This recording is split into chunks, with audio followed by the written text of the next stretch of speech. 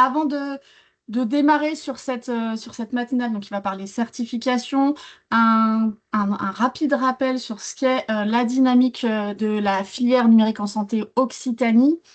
Comme vous le savez, c'est une dynamique régionale qui a maintenant un peu plus d'un an, qui est animée par l'Agence développement économique ADOC et Eurobiomed et qui a pour volonté de rapatrier, regrouper tous les acteurs de l'écosystème, l'ensemble de la chaîne de valeur, derrière une stratégie commune pour permettre aux entrepreneurs de faciliter leur mise sur leur marché de solutions. Et on s'adresse bien, comme vous le savez tous, au système de soins et plus généralement à la santé, donc tout le parcours patient, de la prévention jusqu'à le post-hospitalisation. Rapidement, des liens qui peuvent vous être utiles. Alors, je vais vous mettre dans la conversation les liens auxquels paf, je fais référence. Donc, on a, vous le savez peut-être, un annuaire qui référence tous les acteurs de l'écosystème en Occitanie, où vous pouvez vous référencer si vous êtes créé ou le consulter pour voir aussi les possibles partenaires avec qui vous pourriez collaborer. Une page LinkedIn dédiée avec des posts récurrents, notamment sur les appels à projets. Ils recrutent, ils font l'actu et les événements à venir régionaux, nationaux. Et puis le parcours de l'entrepreneur qui est assez récent et qui a été créé pour vous permettre de bien cibler en fonction de l'étape où vous êtes les enjeux clés dans le développement de votre solution et surtout les acteurs régionaux à identifier. Donc n'hésitez pas voilà, à le consulter, à nous faire des retours, comme il a été mis en ligne récemment. On est très preneur de retours. Voilà, je vous propose de démarrer cette matinale. Laurent, je te laisse la parole pour nous parler de l'accompagnement d'Eurobiomed du pôle de compétitivité. Oui, bonjour, merci Charline. Donc effectivement, quelques mots sur ce que peut la contribution que peut avoir Eurobiomed auprès des entreprises de la filière du numérique en santé pour les accompagner sur un certain nombre de sujets, dont le sujet réglementaire, mais pas seulement, puisque finalement les enjeux pour la santé numérique, ils sont réglementaires, mais ils sont aussi beaucoup, c'est aussi beaucoup un sujet d'accès au marché au sens large, pas seulement remboursement. Donc il y a cette dimension aussi qui est à prendre en compte très tôt, au même titre qu'on doit avoir une roadmap réglementaire à peu près claire en tête assez tôt. Le parcours vers le marché doit être anticipé. Donc, comment on aborde ce sujet-là? Pas seul, déjà. On s'appuie sur des experts. C'est ça qui est notre façon de procéder, en particulier sur le sujet réglementaire, qui est un sujet très technique, où il faut vraiment une expertise forte, une expertise qui est déterminante. Donc, nous, ce qu'on fait auprès des entreprises de la santé en général et du dispositif médical numérique, c'est que on peut les aider à identifier les bons experts pour les aider sur ces phases, surtout amont d'ailleurs, de définition de la stratégie réglementaire. Une entreprise du numérique, notamment si c'est un dispositif médical, devra avoir pour certaines le marquage CE, devra faire des choix en termes de revendications médicales pour être dans la classe qui lui est la plus favorable. Et pour ça, elle a besoin de s'appuyer sur l'expertise de cabinets qui ont l'habitude de faire ça. Donc, nous, ce qu'on propose à ces entreprises, c'est ensemble déjà, lors de nos rendez-vous très réguliers, de faire le point avec eux sur ces sujets, ces enjeux. Parfois, on les sensibilise à la question quand on a des porteurs de projets qui sont très tournés vers le produit et qui n'ont pas encore pris conscience de tout l'environnement qui accompagnerait cette mise sur le marché. Et lorsque le besoin est là et que s'il y a une volonté de travailler avec nous, ce qu'on fait, c'est qu'ensemble, on définit un cahier des charges, un cahier des charges pour la mission. On le soumet ensuite à nos cabinets référencés. Alors sur le réglementaire, on en a 6 qui sont référencés et qui couvrent tous les domaines du dispositif médical, dont le domaine de la santé numérique, évidemment. Donc on propose finalement une mise en concurrence. Ensuite, l'entreprise choisit le cabinet avec lequel elle veut travailler. Et on lance la mission, c'est-à-dire que nous, on est présent sur toute la durée de la mission, on contractualise, c'est-à-dire qu'on vend la prestation à l'entreprise, on l'achète au cabinet et on est présent sur la réunion de lancement. En fin de mission, on contrôle la conformité des livrables par rapport à ce qui était prévu. Voilà, donc c'est pas juste qu'on vous met dans les mains d'un expert, c'est qu'on fait ça, certes, mais en plus, on s'assure que la mission se passe bien. Ce qui est intéressant pour les entreprises de la région Occitanie, c'est qu'elles peuvent avoir bénéficié d'un soutien financier, puisque depuis cette année, on a un financement de la région Occitanie via un fonds FEDER qu'on peut mobiliser pour atténuer le coût de ce type de prestations. Donc, ça veut dire qu'elles coûteront 20 à 30% moins cher que s'ils avaient été prises en direct. Voilà sur les principes de ces accompagnements. Donc, Charline, je te laisse passer la suivante. Donc, voilà les cabinets avec lesquels on travaille sur le réglementaire. Donc, certains sont de la région, d'autres plutôt PACA, et puis il y a un parisien.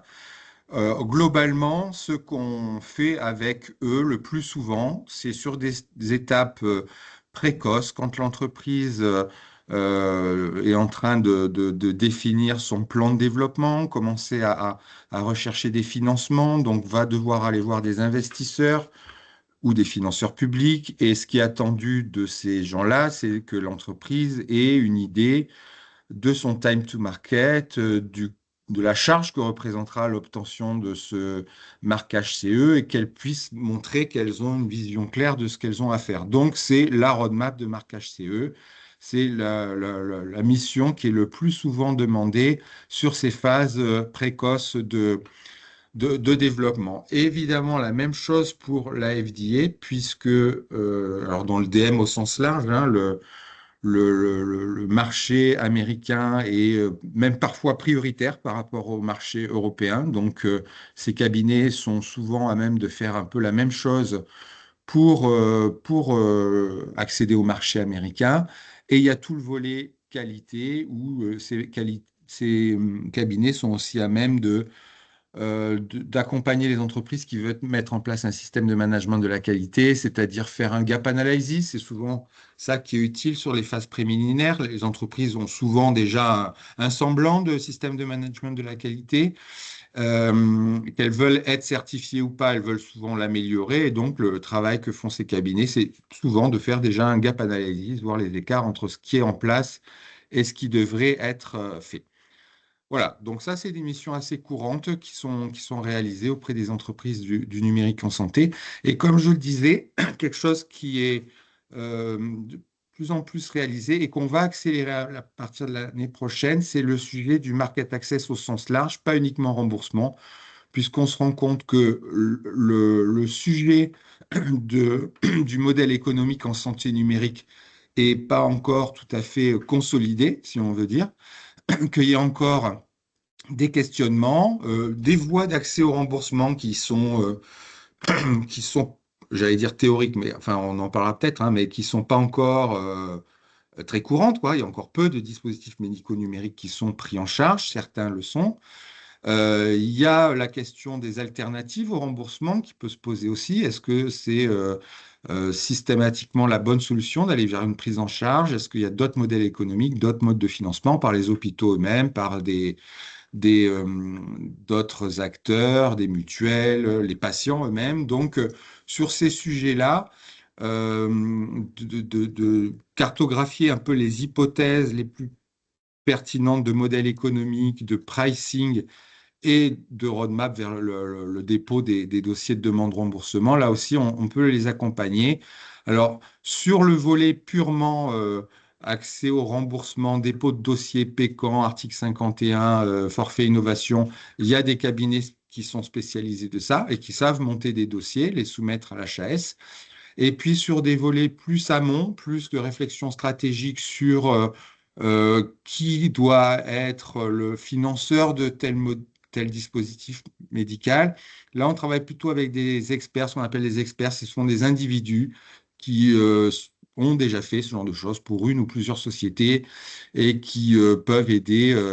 Alors nous, on appelle ça les challenges stratégiques. C'est un peu à positionner le sujet, à structurer de manière assez précoce ce que pourrait être le modèle économique de l'entreprise en santé numérique. Voilà. Donc j'ai un peu débordé du sujet réglementaire, mais je pense que pour la filière santé numérique, la question du modèle éco est aussi cruciale que celle du marquage CE.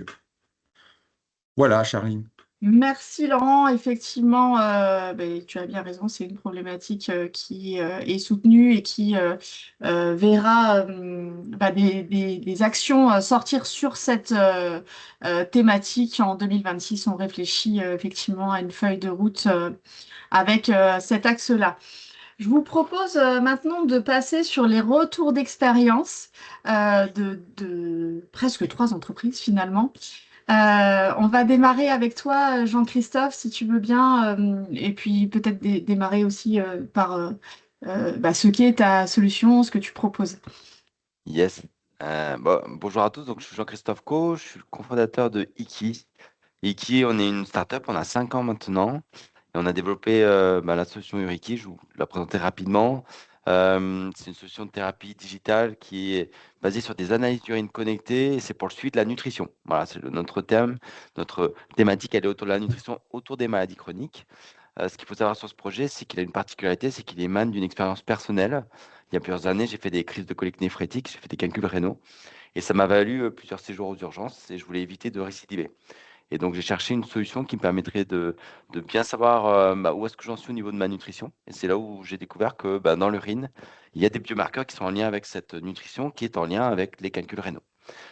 Et donc, c'est un projet qui a un prisme particulier. C'est que c'est un projet qui a un prisme très tourné sur le patient, comment on apporte en fait au patient. Mais quand on regarde en fait la problématique qu'on adresse, il y a le patient, mais pas que, il y a aussi les professionnels de santé.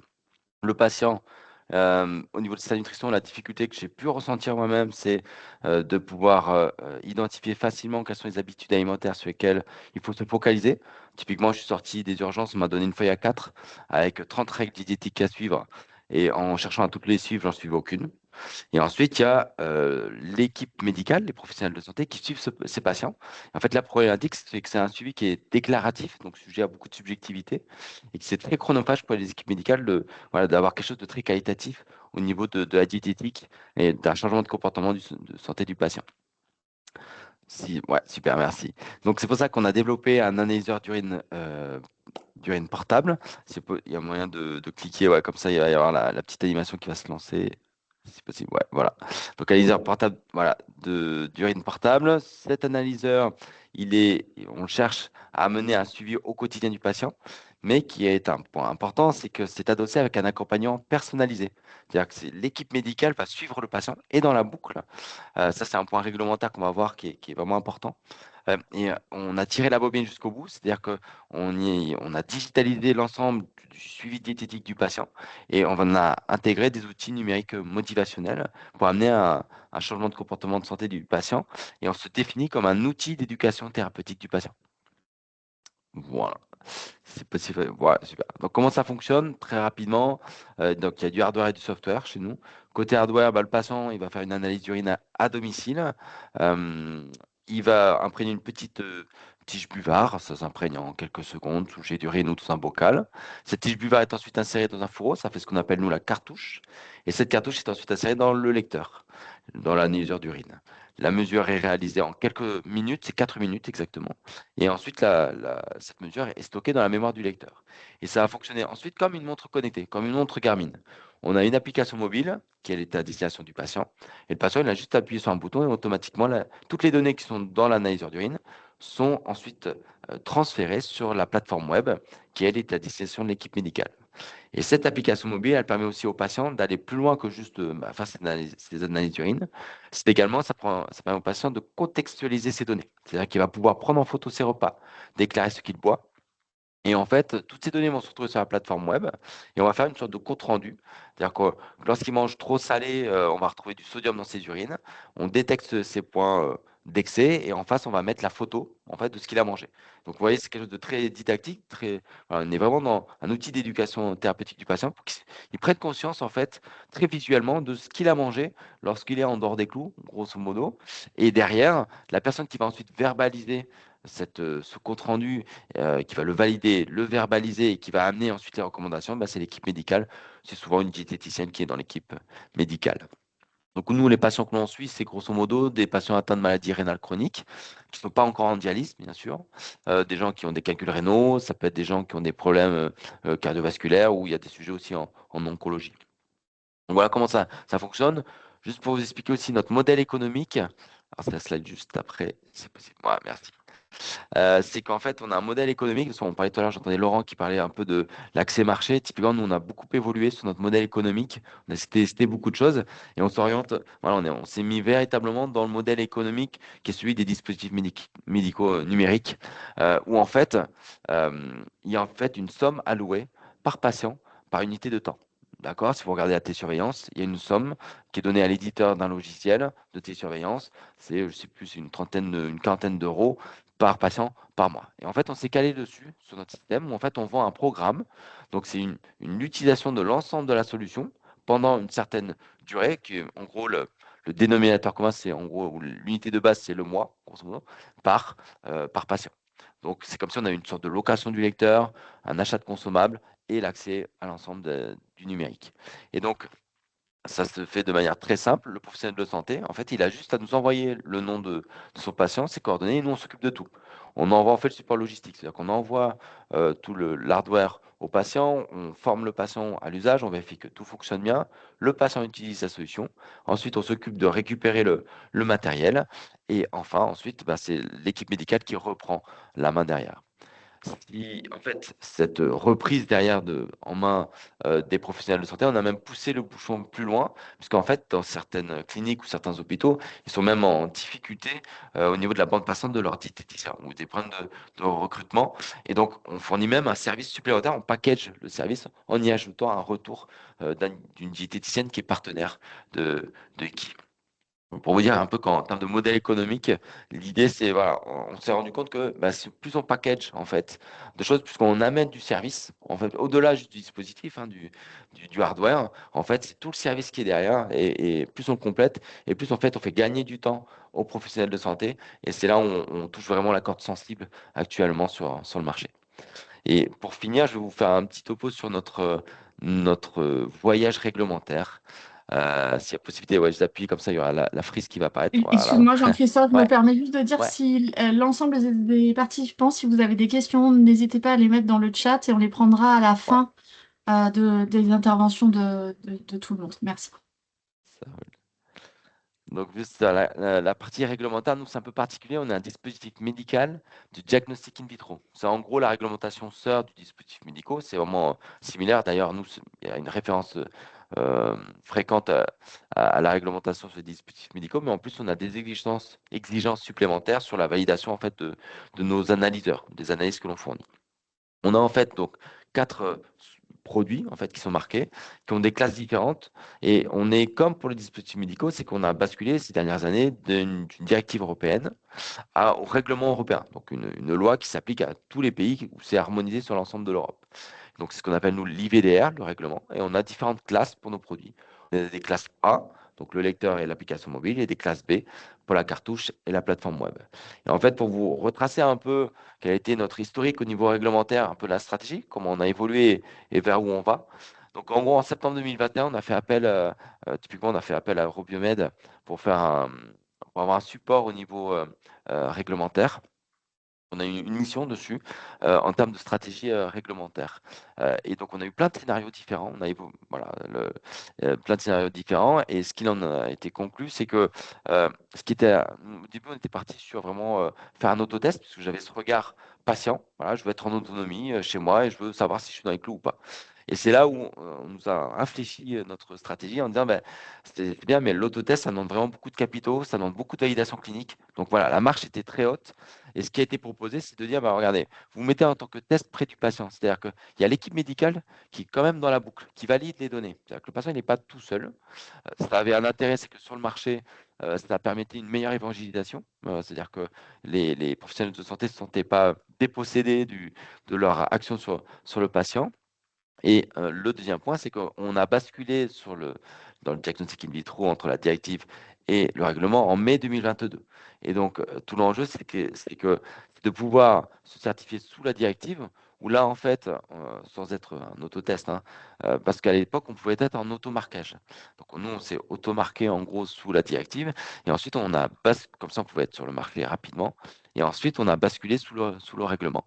Donc, tous nos produits déjà sous la classe A du règlement ont basculé directement. Donc, on s'était déjà mis raccord dessus. Et là, on est en train de basculer sous tous nos produits en classe B, sous le règlement, où là, on doit faire appel à un organisme notifié. Donc là, on pourrait se dire, bon, ben, voilà, on le met sur le marché, et puis, voilà, on a du temps pour basculer et se faire certifier par un organisme notifié. Ce qu'il ne faut pas oublier, c'est qu'en fait, l'inspection, lorsqu'on est en automarquage, l'inspection, elle n'a pas lieu a priori par un organisme notifié, elle a lieu a posteriori par le gendarme des dispositifs médicaux, qui est la NSM. D'accord. Et ça, il ne faut pas l'oublier. Nous, on a été inspectés 2 fois. Ça, c'est vraiment un point important. On ne pensait pas que ça allait être aussi rapide, et ça l'est, en fait, hein. Il ne faut pas l'oublier. Euh, on n'a pas un blanc-seing, en fait, pour aller sur le marché. Donc, on a été inspecté, donc on est en conformité. La NSM, lorsqu'elle vient, elle nous challenge énormément, hein. C'est un niveau même au-dessus d'un organisme notifié. Donc, c'est vraiment, il faut s'attendre à être vraiment secoué dans tous les sens. Euh, mais ça nous a fait énormément progresser. En termes de retour d'expérience, on a sur notre roadmap réglementaire, ça nous a fait véritablement accélérer. Et d'ailleurs, pour vous donner un peu là où on va, nos deadlines, c'est en gros en mai 2027, il faut qu'on ait contractualisé avec un organisme notifié pour basculer sous le règlement. On a jusqu'à décembre 2029 pour avoir le marquage CE. Donc, vous voyez, on a quand même pratiquement 4 ans encore pour basculer. On pourrait se dire, on est tranquille. En fait, nous, ce qu'on a tellement, voilà, on a tellement accéléré sous l'impulsion de la NSM, on a tellement accéléré euh, nos, notre transition que bah, on est déjà dans cette optique de contractualiser avec un organisme notifié et de basculer sous le règlement. Voilà. En gros, notre retour d'expérience sur l'aspect réglementaire et notre mise sur le marché. Très intéressant, Jean-Christophe, merci. Peut-être qu'on reviendra tout à l'heure. Enfin, moi, j'aurais des questions justement sur là, les inspections que tu as évoquées. Voilà, si tu peux tout à l'heure nous en dire quelques mots, je pense que ça pourrait intéresser tout le monde. Je vais laisser hop là, la parole maintenant à Sébastien qui va nous faire un retour d'expérience sur Doc2U et puis qui nous parlera ensuite de son activité MyAudit Corner. Top, Sébastien, c'est merci à toi. Charline. Bonjour à tous, je suis ravi d'être là. Donc oui, je m'appelle Sébastien Hessler. Je suis CEO cofondateur de My Audit Corner. Donc ça, c'est la société que je viens de créer cet été. Mais avant ça, j'ai été CEO et cofondateur de Doc2U, qui est une société qui a fait un dispositif médical connecté qu'on a créé en 2020. Donc avant de revenir justement, un peu comme l'a fait Jean-Christophe, et j'ai bien aimé l'expression sur le voyage réglementaire de Doc2U, et même un petit peu plus, je l'ai mis un peu en perspective avec le voyage entrepreneurial au global de Doc2U. Une petite, pas tout de suite, Charlie. Voilà. Voilà, une petite présentation du produit quand même, savoir où est-ce qu'on se situe. Donc, comme je disais, Doc2U, c'est un dispositif médical connecté qui avait pour but d'amener l'examen physique, j'allais dire, pour un médecin généraliste en téléconsultation. C'est assez évident de se dire que la vidéo, enfin la téléconsultation qui est finalement une visio est assez limitée quand il s'agit d'aller ausculter, quand il s'agit de prendre les constantes. Nous, on a voulu adresser ce problème-là pour pouvoir augmenter finalement le nombre de motifs de consultation adressables à distance de 50-60%. Donc on a fait ce produit que vous voyez à l'écran, qui est finalement un gros tensiomètre hein, qui se met au poignet et qui va intégrer 5 fonctions médicales, on va dire ça comme ça. Des mesures de constante, donc avec la mesure de tension artérielle, la saturation en oxygène et la température, le rythme cardiaque aussi au passage, et 2 outils d'auscultation que sont le stéthoscope et l'autoscope, l'autoscope qui permet d'aller voir toute la sphère ORL, donc les oreilles, la gorge, etc. Ce produit-là, il était connecté à un petit bout de software, j'allais dire, qui venait s'intégrer dans les plateformes de téléconsultation. Donc, quand on utilisait du Care, du Doctolib et nos partenaires. Si le patient était équipé du produit, le médecin à distance pouvait finalement avoir accès aux outils qu'il aurait eu dans son cabinet s'il était en présentiel. Je passe très rapidement sur le business model, le positionnement marché. On était sur un positionnement marché B2B avec du coup un business model one shot et récurrent. Enfin, c'était en fonction justement du cas de déploiement. Mais je vais directement sur les aspects plutôt réglementaires en disant que nous, pour le coup, c'était selon la réglementation MDR 2017-745, donc dispositif médical, et on était en classe 2A. Donc en 2020, quand on a créé, il n'y avait pas le choix, fallait passer là-dessus. Si tu peux passer à la suite, Charline. Merci. Donc, schématiquement, voilà, j'ai voulu représenter sur cette colonne les différentes briques à travers lesquelles on est passé, qui évidemment dans la réalité se parallélisent, mais c'est, j'allais dire, les briques essentielles pour amener le produit sur le marché. En sachant que ce que je n'ai pas dit, c'est qu'effectivement la société a été créée en 2020 et on a obtenu notre marquage CE en 2022, donc 2 ans plus tard. Et justement, on va rentrer dans le détail un peu de ce que ça a impliqué. Et au final, en 2022, on a été racheté par un groupe qui s'appelle Biocinex et le produit a vécu sa vie en suivant ça. Donc d'abord, bah, évidemment, première chose à faire, c'est développer le produit en lui-même. Donc là, je ne rentre pas trop dans les détails parce que c'est pas le sujet d'aujourd'hui, mais en effet, on part d'une feuille blanche, d'une idée, d'une solution à un besoin qu'on a identifié. On va faire des prototypes, on va industrialiser, etc., etc. Ça, quelque part, mes associés et moi, c'était notre métier. On est des ingénieurs à la base, en électronique, en software, etc. Donc ça, c'était un terrain connu. Le terrain moins connu, c'était justement la partie réglementaire qualité. Et on n'est pas arrivé non plus sans savoir qu'on allait faire face à ça, mais quand même, c'était une très grande nouveauté.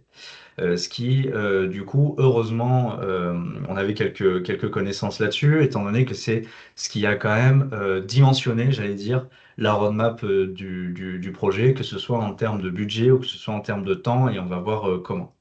Donc, je sais pas où vous en êtes tous dans justement ce niveau de connaissance et cette démarche marquage CE, etc. Mais ce que vous devez savoir, c'est que pour obtenir un marquage CE, il faut d'abord mettre en place un système de management de la qualité. Donc, bon, selon l'ISO 13485, dans la très très grande majorité des cas, qui donne lieu aussi à une certification dans la très très grande majorité des cas. Donc, il faut mettre en place ce système qui est finalement une description des activités de l'entreprise qui doit répondre aux exigences de cette norme, et à savoir que le marquage CE est finalement la conséquence de l'évaluation d'un dossier technique qui est lui-même la sortie du système de management de la qualité. Voilà un petit peu la logique qu'il y a pour atteindre justement ce marquage CE qui est votre autorisation de commercialisation finalement. Donc d'abord, il a fallu faire ça. Ensuite, du coup, comme je l'ai dit, sur ce produit, il y a des mesures de constante.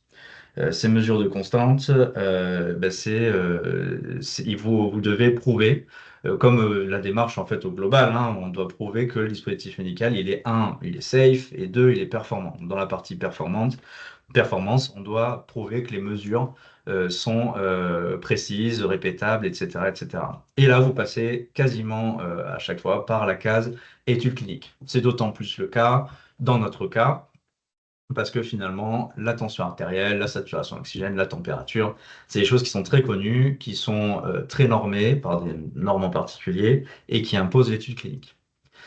Donc, on a fait 3 études cliniques en tout pour finalement arriver à compléter avec tout un tas d'autres éléments un dossier technique de dispositif médical classe 2A. Si tu peux cliquer, Charline, pour la suite pour voir un petit peu ce que ça représente. Voilà, vas-y, voilà, voilà. Donc globalement, c'est par rapport à la charge et par rapport au retour d'expérience que je voulais présenter, c'est que le développement produit, finalement, il a pris 6 mois. C'est à peu près ça. En gros, en 6 mois, on avait un prototype industrialisé qui ressemblait fortement au produit final, vraiment à quelque chose près. Voilà, donc c'est relativement rapide, enfin chacun jugera, mais c'est relativement rapide par rapport, si tu cliques encore une fois, hop, merci. bon, voilà. Par rapport aux 2 ans au global, j'allais dire, du cycle développement produit, c'est assez rapide.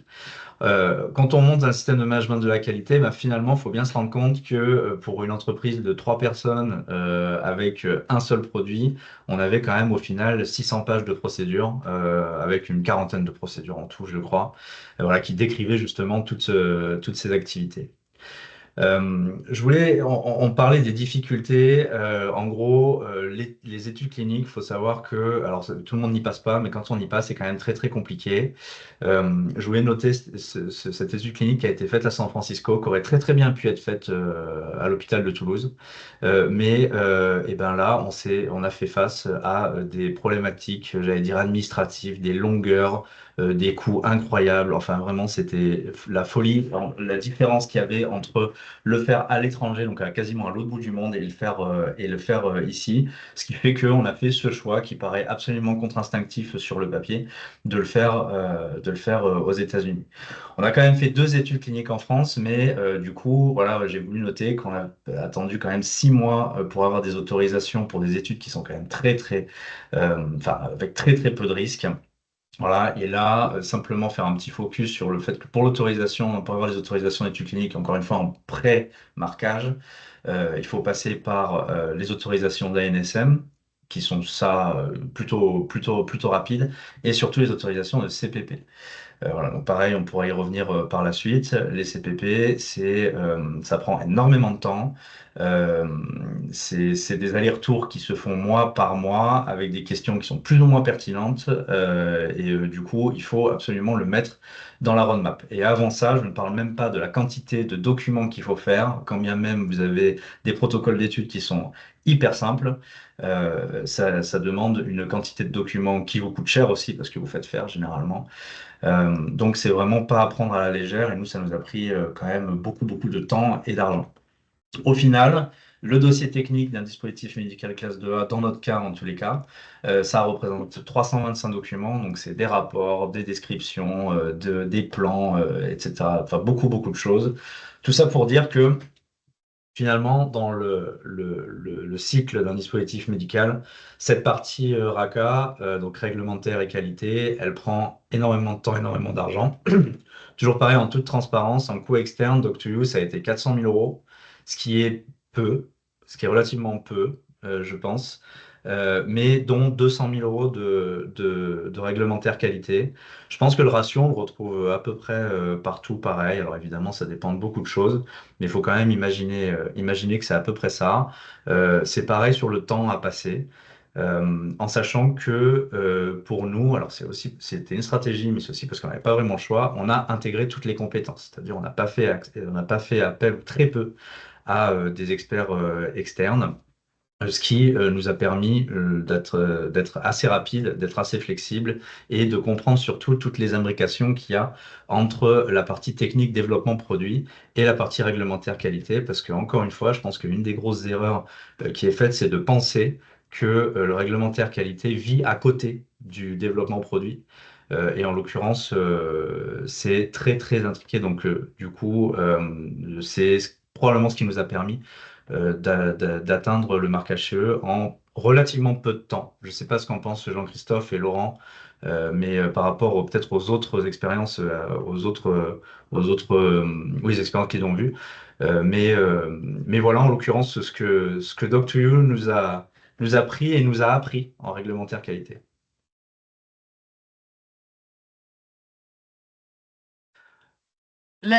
Du coup, merci Sébastien. C'était, je pense, très clair pour ton retour d'expérience. Et je pense, enfin, là, je reçois aussi par texto des questions, donc je vous poserai après. Mais en tout cas, ça suscite voilà, pas mal de nouvelles interrogations. Donc, très chouette. Je te laisse enchaîner sur ton activité actuelle, My Audit Corner, et ce que tu proposes.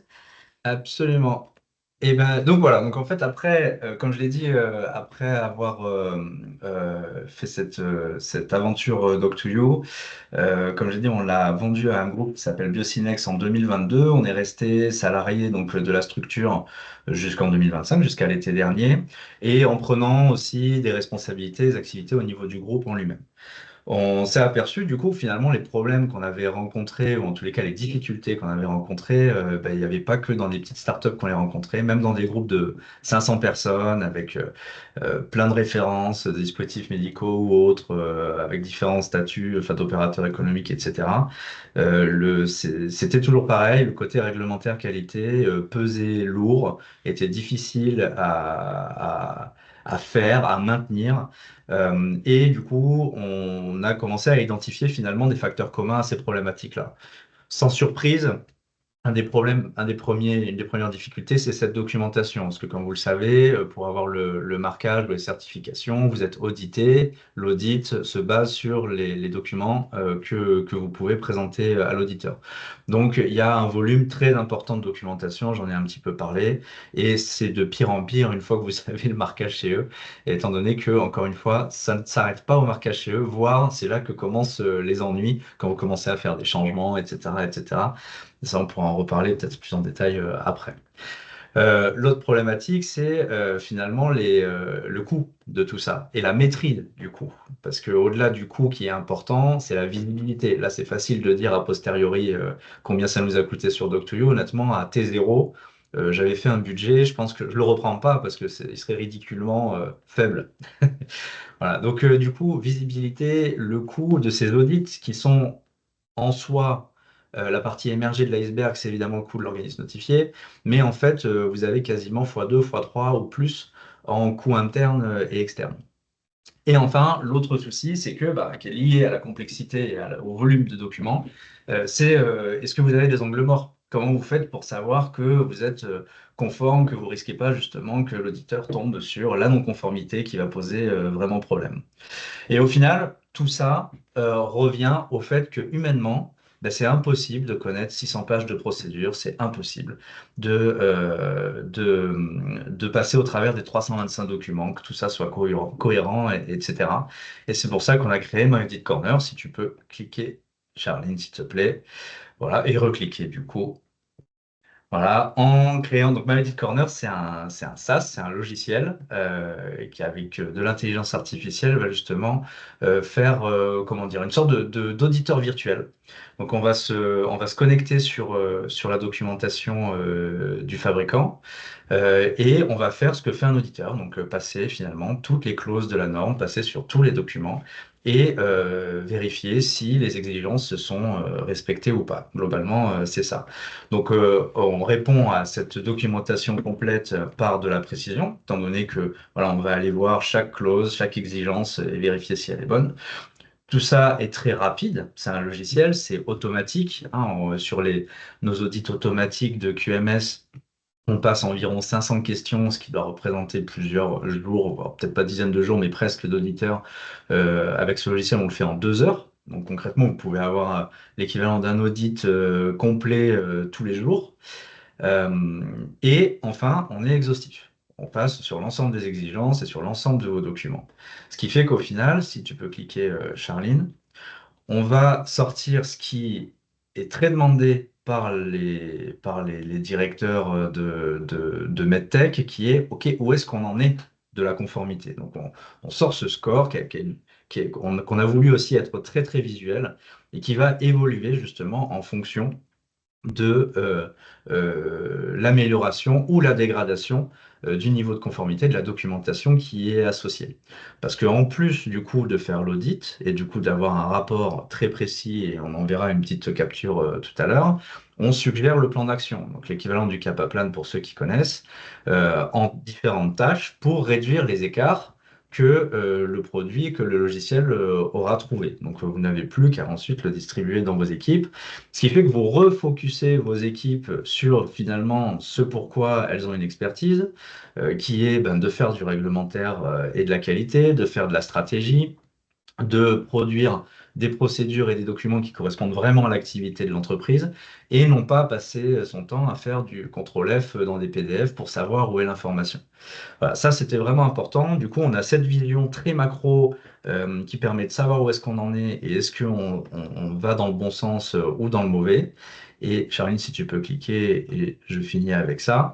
Et derrière ça, vous avez du coup, je l'ai un peu évoqué, une vision très précise où vous avez clause par clause, sous-clause par sous-clause, une note de conformité qui ensuite vous donne accès aux questions qui ont été posées pour atteindre cette note-là et tout le détail. Donc, pourquoi sur cette question-là, il y a cette note-là? Quelle est la raison pour laquelle on trouve qu'il y a un écart? Quels sont les enregistrements, quels sont les différents documents qu'on a trouvés qui sous-tendent justement cette justification et les actions qui y sont associées. Voilà, donc on a vraiment voulu faire ça. Au final, c'était presque, vous l'aurez compris, un besoin interne à la base, étant donné qu'on passait énormément de temps nous-mêmes à préparer les audits, à savoir où est-ce qu'on en est, à savoir comment gérer les différentes actions et comment les définir pour pouvoir s'améliorer. Et tout ça nous ralentissait dans notre activité, nous coûtait cher. Avec un outil comme ça, vous réduisez de façon significative les coûts internes, les coûts externes, pour maintenir un niveau de conformité qui vous rassure quand vous avez l'organisme notifié qui vient ou la NSM, hein, pourquoi pas, Jean-Christophe l'a dit, effectivement, c'est aussi le cas. Voilà, donc c'est un produit qu'on a lancé il y a un mois, qui est maintenant opérationnel sur la partie QMS, qui le sera bientôt sur la partie dossier technique. Mais voilà, je suis ravi de pouvoir le présenter aujourd'hui. Merci Sébastien. Juste avant de lancer les questions, un petit mot sur le club DMN Occitanie. Vous l'avez entendu, je pense, avec les retours de Jean-Christophe et Sébastien. Il y a la théorie, puis ensuite il y a le concret, il y a ce qu'on pense faire, et puis ensuite la réalité, ce qu'on pense budgéter, et puis aussi la réalité de l'investissement. Et c'est sur ce constat, en dialoguant un peu avec pas mal d'entre vous, qu'on s'est dit, mais en fait, il existe de l'accompagnement, ça c'est super. Par contre, il n'existe pas encore un endroit où les entrepreneurs vont pouvoir se réunir entre eux et se dire un peu ce qu'on s'est dit aujourd'hui, la réalité de terrain, et se donner des conseils. Et c'est Sébastien, hein, tu l'évoquais dans la semaine de la mêlée quand tu es intervenu en disant en fait on est plus ou moins tous concurrents, mais quand on est en certification DMN, en fait il n'y a plus de concurrence. Là on a plaisir quand même à se retrouver et à s'épauler, à s'entraider pour passer ce parcours qui est, comme on l'a entendu, loin d'être facile. Et donc, c'est en ce sens qu'on a décidé de lancer ce club. Donc, il sera animé par Sébastien. Vous allez en fait recevoir dans le questionnaire de satisfaction, il va y avoir une question, est-ce que vous souhaitez ou non participer à ce club? Donc, bah, je vous engage à participer si vous êtes en tout cas dans cette démarche-là. Et nous, on reviendra avec Sébastien très très vite vers vous pour lancer rapidement le premier club qui se fera en visio, hein, puisque vu le territoire de l'Occitanie, ça sera peut-être plus simple en visio. Mais voilà, en tout cas, l'idée, c'est de le lancer rapidement. Sébastien, est-ce que tu veux en dire quelques mots, peut-être? Ouais, absolument, c'est vrai que c'est une super initiative. Effectivement, le constat, c'était que quand on a fait Doc2You, il y avait énormément de valeur à échanger avec des autres fabricants de dispositifs médicaux, peu importe où est-ce qu'ils en étaient dans le cycle de marquage, de développement même du produit. Parce qu'en fait, il y a le concept, voilà, typiquement, parce que je vous ai donné, c'est l'aventure Doc2You, mais vous allez en avoir une différente probablement. Et il y a la réalité, et la réalité, ça passe aussi par se dire les choses. Et typiquement, citer des noms d'ON pour savoir s'ils sont bien, pas bien, s'ils prennent du temps pour les changes, s'ils sont réactifs sur les devis, etc. On ne le trouve pas et c'est tout à fait normal. Le retour qu'il y a sur typiquement les études cliniques, il y a la partie, j'allais dire, publique, et puis encore une fois, il y a la réalité. Qu'est-ce qu'il faut faire? Quels sont les petites astuces aussi, encore une fois, pas pour tricher, mais pour aller plus vite, pour être plus efficace, pour comprendre en fait ce qui nous attend. Et ça, je pense qu'il n'y a que entre fabricants qu'on peut échanger, qu'on peut être vraiment efficace. Donc c'est un plaisir d'animer ça. Je pense qu'il y a beaucoup de valeur, on a beaucoup à apprendre. Et donc voilà, donc rejoignez-nous. Super, merci Sébastien. J'en profite aussi pour dire que Eurobiomed, hein, parce que ça c'est une action filière, et bien sûr Eurobiomed sera également avec nous dans cette animation. Donc on va commencer la session questions. Priorité au chat. J'en ai deux. Peux-tu, Sébastien, donner le tarif? Alors, j'imagine une fourchette de l'accompagnement de maillot de corner. Et est-ce que ça fonctionne pour une inspection FDA? Alors, on fait pas FD encore, on est très marquage chez EMDR, voilà, mais on prend les retours du coup. Et le tarif, alors c'est pas un accompagnement au sens où c'est un logiciel, hein, Oui. donc voilà. Donc c'est 200 euros l'audit automatique complet one shot, voilà.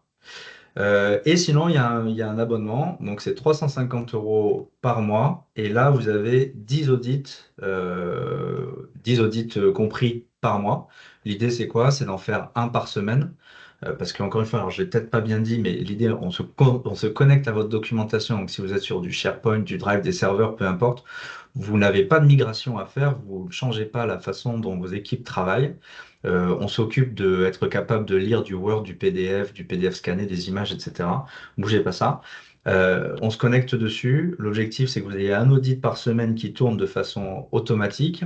Pourquoi? Ben parce que potentiellement, si vous avez 85% de conformité, c'est super, mais il y a une semaine où vous avez votre équipe, je sais pas, de prod qui vous a mis des records d'une production qui sont pas du tout conformes, et ben du coup, le lundi, vous verrez que votre niveau de conformité s'est écroulé et qu'il faut régler ça. Et ça, c'est pas l'auditeur qui vous l'apprendra.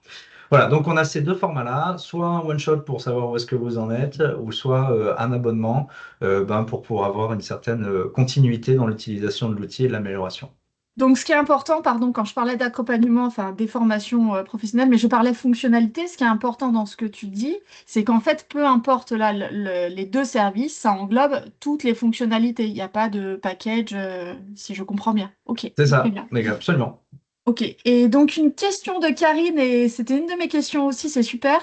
Est-ce que tu as parlé des difficultés avec le CHU de Toulouse. Je fais juste une toute petite parenthèse. Vous êtes nombreux, alors pas forcément sur la problématique DMN, mais la problématique en général numérique en santé, à nous faire remonter la difficulté de déployer vos solutions dans les établissements de santé en Occitanie. On a bien pris la mesure de ce point-là. On est en train de travailler avec les ARS et les établissements de santé pour, voilà, pour fluidifier ces relations-là. Néanmoins, n'hésitez pas à revenir vers moi si vous souhaitez échanger parce que voilà, nous, nos actions filières, c'est depuis le retour terrain. Donc, plus vous êtes nombreux à nous remonter ces informations-là, plus on peut agir.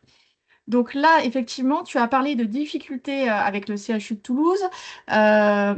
Et du coup, Karine te demandait, peux-tu discuter sur les difficultés avec Toulouse qui t'ont poussé à travailler avec San Francisco et peut-être aussi nous dire pourquoi San Francisco, comment tu as trouvé ce point d'entrée, voilà, quel a été ce parcours. Oui, alors nous, c'est bien, c'est dans le cadre d'une étude clinique, hein. C'est pas pour déployer Oui, notre oui, oui, tout solution. à Ça, fait. peut-être, Mais Jean-Christophe, j'ai un peu plus de digressé. retour. Mais oui, oui, alors sur l'étude clinique, c'est tout simple en fait. C'est que c'était pour l'étude clinique sur l'oxymètre de pouls. Donc en gros, vous devez mettre des patients en hypoxie contrôlée, etc., etc. Donc c'est un protocole qui est assez lourd et qui doit être encadré, qui doit être pas mal encadré. On a appelé le CHU, on est tombé sur des contacts qui avaient ce genre de compétences, de matériel, etc. On leur a soumis le protocole, ils nous ont dit, bah, franchement, pas de souci, on est capable de le faire. Bon, bah, super. Et là, on est rentré dans toute la partie demande d'autorisation. Et là, on nous a envoyé des formulaires immenses, des temps, des timelines pour obtenir les autorisations qui étaient immenses. Je ne crois pas me tromper en me disant qu'en plus de la NSN CPP, il y a un comité spécial de l'hôpital qui doit se réunir aussi, qui doit être d'accord. Donc ça vous fait une étape de plus, il me semble. Et de l'autre côté, on avait un labo qui fait ça sur l'université je ne sais plus laquelle, de San Francisco, qui du coup c'est tout la même chose, hein, parce qu'à la fin, vous respectez exactement les mêmes normes que enfin, que ce que vous demande l'Europe, sauf que bah, eux, c'est allé beaucoup plus vite. Je ne sais pas si ça nous aurait coûté beaucoup plus cher ou pas, parce qu'au final, ça nous a coûté 50 000 euros, je crois. Mais par contre, ça a été beaucoup plus vite, beaucoup plus réactif. Les contacts, on sentait que c'était parfaitement maîtrisé. J'ai vu la question, c'était Hypoxia Lab à San Francisco, le laboratoire. Voilà. Et donc voilà. Donc en fait, nous, là, on était plus dans un raisonnement, pas forcément de coût, mais de temps. Voilà. Mais De temps, et je Sébastien, pense aussi d'interface. On avait la sensation qu'il allait falloir parler à je ne sais combien de personnes qui se parlaient pas forcément entre eux. Du coup, en plus, un risque de se perdre en fait un peu dans ce labyrinthe. si je peux me permettre de compléter, donc les formulaires que tu dis, il y avait des formulaires monstrueux à remplir, c'était demandé par le CHU ou c'est la NSM? CHU. Non, la NSM, oui, c'est pas le pire, hein, la NSM, je trouve, hein, dans ce débat. Merci Sébastien. En parlant NSM, justement, Jean-Christophe, je reviens vers toi. Tu parlais d'inspection. Donc, quand est-ce que tu peux nous en parler un peu plus? Quand? Qu'est-ce qu'ils t'ont demandé? Et finalement, est-ce que tu peux nous, je ne sais pas si c'est faisable, mais nous indiquer les points vraiment sur lesquels ils vont être très regardants? Est-ce que tu as pu en identifier ou est-ce que finalement c'est sur la Ouais. globalité? Donc déjà, ils arrivent en gros dans les 18 mois qui suivent après notre déclaration à l'EUDAMED. Grosso modo, c'est ça. Et donc, suivant la classe de risque, hein, il y a d'autres projets dans l'IVD où ils sont juste classe A. Et je sais que eux, ça a mis 5 ans avant qu'ils arrivent. Donc nous, comme on était du classe B, je pense que c'est pour ça que c'est allé plus vite, en fait, au niveau de l'inspection. Euh, et surtout que, alors nous, en gros, ils disent on vient tel jour, point. Alors ils viennent pas un jour, ils viennent 4 jours, ils viennent à 2. Donc c'est intensif, vraiment intensif. Ils regardent tout, vraiment les locaux, tout le SMQ, tout ce qu'on a. Enfin, ils prennent vraiment tout de A à Z. Vraiment, ils nous check, ils nous secouent dans tous les sens. Voilà. Et là où ils sont particulièrement regardants, et ça, on les comprend, c'est sur toutes nos process de vigilance. La vigilance et tout ce qui est traçabilité. Ça, c'est des points sur lesquels ils sont hyper regardants. C'est les premières choses qu'ils regardent. Euh, voilà. Après, donc, ils viennent une première fois.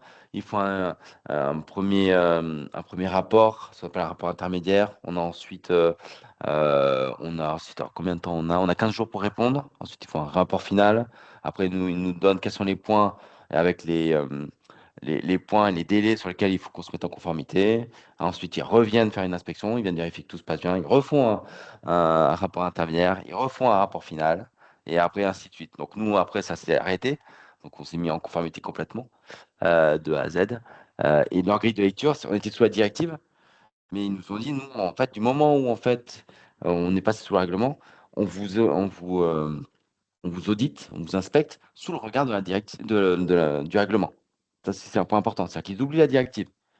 C'est-à-dire qu'il faut être déjà, en fait, même si on est en transition, il faut déjà avoir, en fait, comme si on était au niveau de l'ON. Ça, c'était là où nous, on pensait qu'on avait encore le temps de le faire, etc. Non, en fait, faut déjà y être.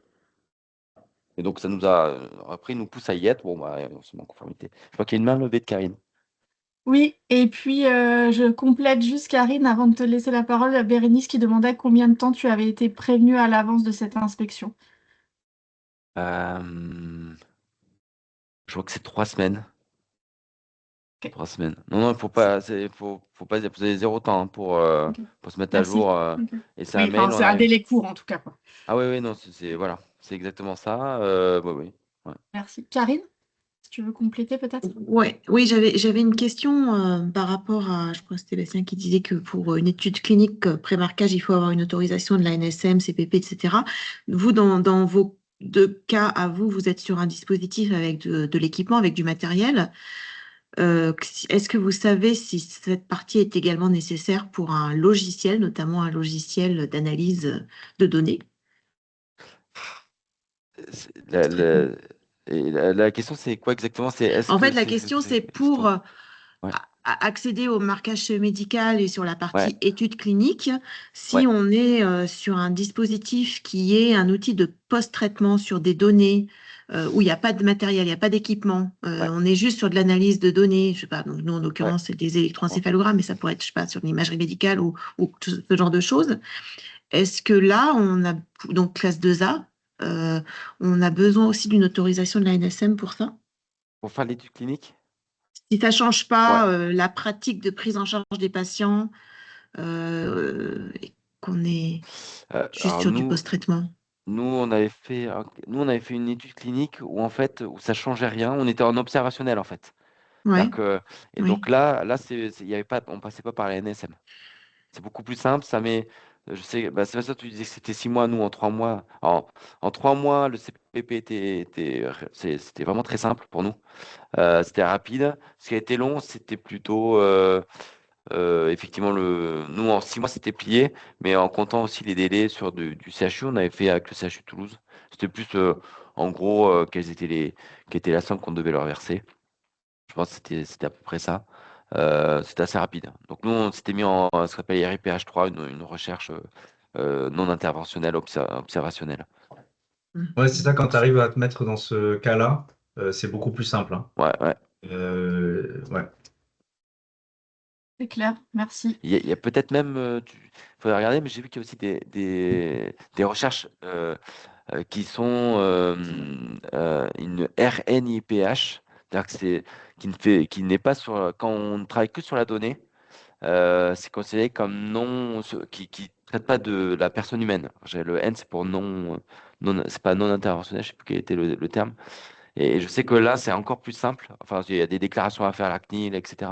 Mais c'est encore plus simple. Il y a pas besoin de passer par la NSM. Merci à vous. Juste avant de clôturer un focus sur les événements à venir rapidement. Vous avez le 26 et 30 janvier l'Europe Brokerage Event qui va arriver, qui est donc en vidéo. C'est le cluster 1 Horizon Europe, les appels à projets du cluster 1 Horizon Europe sont en ligne. Il y a plus d'une dizaine d'appels à projets qui concernent le numérique en santé et cet événement est créé pour vous permettre de créer des consortiums au niveau européen. Donc, c'est voilà, tous les pays d'Europe qui sont conviés à ce B2B en visio. Donc, je vous invite, si vous êtes intéressé, à revenir vers nous et on vous fléchera ensuite vers Eurobiomed qui a une cellule Europe, et deux, vous inscrire si vous êtes en recherche de partenariat. Un événement en février, le 10 février à Montpellier, organisé par Digital Central sur l'intégration de l'IA générative en santé. Et puis, bien sûr, l'éternel salon où il faut être, qui est Santexpo. Donc là, c'est du 19 au 21 mai. Sachez que cette année encore, on a un pavillon Occitanie, donc avec des tarifs préférentiels pour les entreprises. On est en train de vous faire un super programme. Merci Bérénice, a mis le lien dans la conversation. Il reste des mètres carrés encore à commercialiser avec plusieurs offres du petit stand pour les startups jusqu'aux 9 mètres carrés possibles, donc des stands un peu plus volumineux. Pour ceux qui seront présents, on organise des prises de parole avec nos partenaires. On est en train de regarder aussi avec des acteurs de la région pour aller faire des prises de parole sur leur stand et faire rayonner l'Occitanie. Donc voilà, si vous êtes intéressé, n'hésitez pas à revenir vers nous. L'année dernière, on était très visible. On est vraiment au centre avec un pavillon où vous ne pouvez pas nous louper. Donc voilà. Et puis, on va aussi préparer tout un parcours pour permettre aux personnes qui seront sur le stand, aux entreprises qui seront sur le stand, de se familiariser avec la commande publique pour arriver préparés à ce niveau-là. Voilà, on en a terminé sur cette matinale qui était très enrichissante. La suite, donc, avec le club DMN Occitanie. Il me reste à vous souhaiter de très belles fêtes de fin d'année. Et puis, on se revoit en 2026 avec la prochaine matinale qui va arriver très vite. Merci à mes intervenants et bonne journée à tous. Merci. Merci, au revoir. Au revoir. Au revoir.